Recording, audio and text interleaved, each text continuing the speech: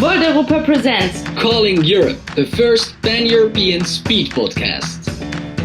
Welcome back to our Pan-European Speed Podcast, everyone. I am your host, Karam, and today we're chatting with Dan Kniebűgl from Slovakia. Did I pronounce your name right, Dan? Kniebűgl? Yes, very well. Thank you. Because we were actually wondering about it because it sounds German from the pronunciation. It's German name. It is a German name. Do you speak German too? No. Okay, all right. I spent some time in Germany, but didn't really get into speaking. All right, nice. So how are you doing, Dan? I'm fine, thank you. Cool, good to hear. How's Corona been for you? I have to work on the home office until the October, so I should be very anxious and lonely. But actually, I'm happy to have my own time. That sounds amazing. All right. And you're from, so your name is German, but you're from Slovakia actually, or? Yes, like that. There is many people in Slovakia and in Eastern Europe with German names. Interesting. Okay, nice. Okay, so let's start with the first part of our podcast. the profile. Okay, so Dan, where in Europe do you live? I live in Bratislava in Slovakia. And what is your favorite place in Europe? The Europe itself. You're all of Europe. Is there any specific place that you maybe feel more comfortable, more cozy in, that maybe reminds you of childhood places or whatever, a place that makes you dream or whatever? I feel like home in our Visegrad region, which is 4 countries in Eastern Europe, Slovakia, Czech Republic, Poland, and Hungary, because it feels like home. But the diversity is what I'm attracted to. That's a beautiful answer. Thank you. And when did you join Volt? I joined in the end of the last year. And what is your job at Volt? Well, that's a complicated question. I joined the new chapter of Volt Slovensko, and I've been part of the team. So my role was not really recognized by some name. So I was doing everything that was needed. But the thing is, I recently left this chapter. And I said, I'm going to be a part of Volt Europe and not part of the Slovak chapter, because I really want to do Slovak politics, not as a politician, but as an assistant. And I couldn't do that from Volt Slovensko because there is no leader, and I don't feel like a leader myself. So I said, I'm going to support another subject with very similar values as Volt Europa, but I'm going to be like not part of any political movement in Slovakia. Okay, so just a short explanation for our listeners. Dan is a member and has been a member of Volt for a while, and now he's leaving the local chapter of Volt because Volt is always comprised of the local chapters and the European organization. He will remain part of the European organization, but at the same time will be working with another a political organization in Slovakia, which is aligned with Volt's values. The 3 questions. Okay, so let's move on to the core part of our podcast with the trickier, more interesting questions. Question number 1. So Dan, why are you with Volt? I'm in Volt because I think European Union is the most important thing that happened in the recent history, and Volt is the answer of problems that we are facing right now. Like people turning their backs on the European Union. So I think we should bring the opposite narrative. Nice. Thank you very much for that answer. And that brings me to the next question, which is... Question number 2. What is, in your eyes, the biggest challenge that Volt faces today? There are 2 big challenges that we need to focus on. The first is internal, the burnout of our members, and the structure, which is very important, because sometimes I have this feeling that we are just a bunch of students doing some project and it doesn't really matter, but we are actually doing politics, and it should look differently sometimes. And the external is that Egos are usually the worst thing in the politics, because the people want to present themselves instead of the ideas they are representing. Yeah, that was a really nice, really cool answer. Actually, I can definitely align with that, especially the internal part that you just named. Us being a volunteer organization, where many people only work on Volt in their free time, and there's a lot of work to do. So it means for a lot of people that they really spend most of their free time doing only Volt, and that is definitely something that we need to address in some way or another. Question number 3. Okay, so now we're getting to the third question, which was Ksenia's question.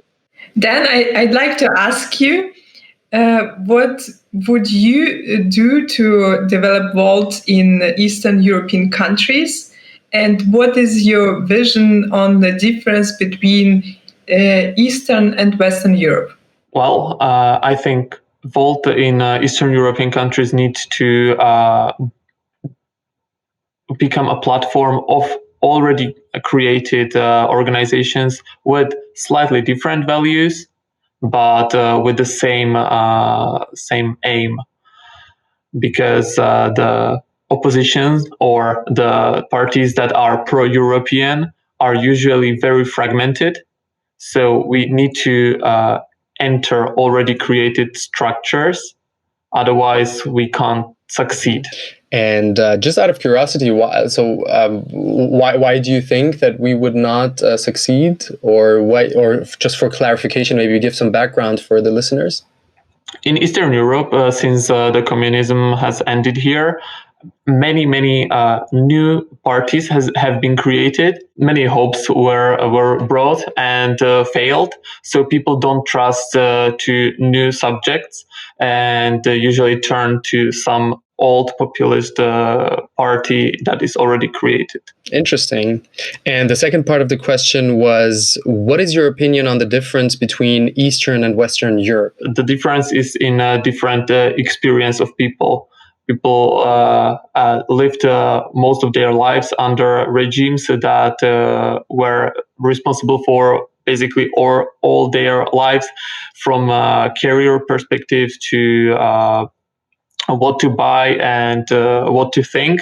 So now, in the times where freedom of choice and freedom of everything is guaranteed by democracy, people start to feel not secure, that nobody is managing things instead of them. And I can understand these feelings, because sometimes it's easier to leave other people solve your issues. However, that's not the right way to live. So people still tend to more authoritarian governments here. And another thing that is different is that we care about what is happening now in Western Europe. But from my experience in Western Europe, people don't really have the knowledge of what is happening in Eastern countries. They say, oh, there are some countries, they are very far, some Slovakia, never heard anything of that. It's really interesting. I'm having so many thoughts while you're talking about this, because first of all, there are so many parallels about Eastern Germany and Western Germany. Just the fact that East Germany, the GDR, for a couple of decades was a completely different system than West Germany right now, is really the cause of a big divide in the country, and people who really feel very, very marginalized, even a couple of decades after the reunification of Germany, of both parts.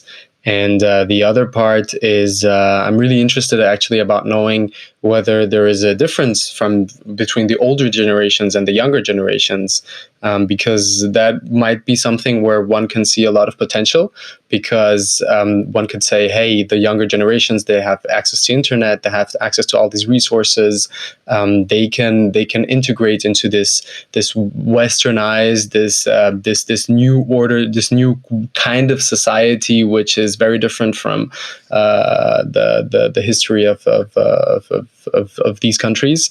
And do you see any potential in that, or do you have a feeling like, no, it's maybe going in the other direction? I think young people in my age and younger never had the experience of living in totalitarianism.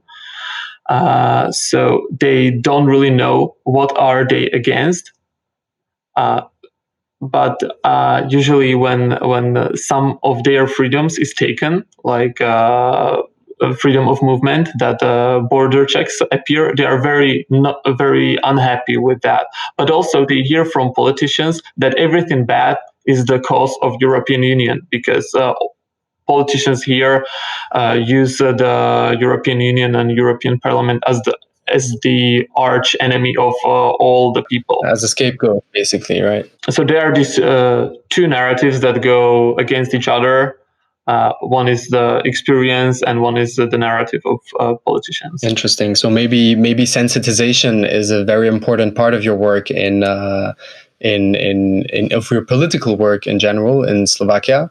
And that is definitely a focus which will be different from Western European countries.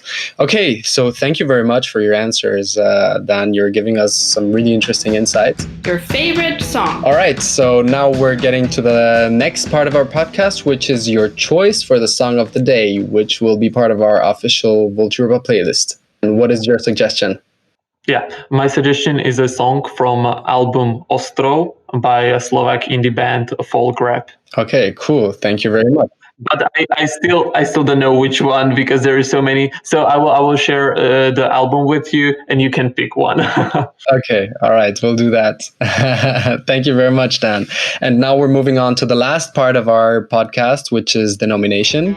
The nomination. Okay, so who do you nominate for our next episode? I want to nominate Anouk Oms, our General Secretary. Nice. And what question would you like us to ask her in the next episode? And my question is, after some months in your role, how do you see foreseeable future of the movement? Yeah, that's a really interesting question. Thank you, Dan, for asking that. I'm looking forward to her answer. And that's it. With that, we've already arrived at the end of our podcast. Thank you very much for listening, everyone. Thank you so much for being part of this episode, Dan. And we'll probably see you, or we'll hopefully see you somewhere on the European level. Bye. Ahoy. That was Calling Europe, a production of Volt Europa.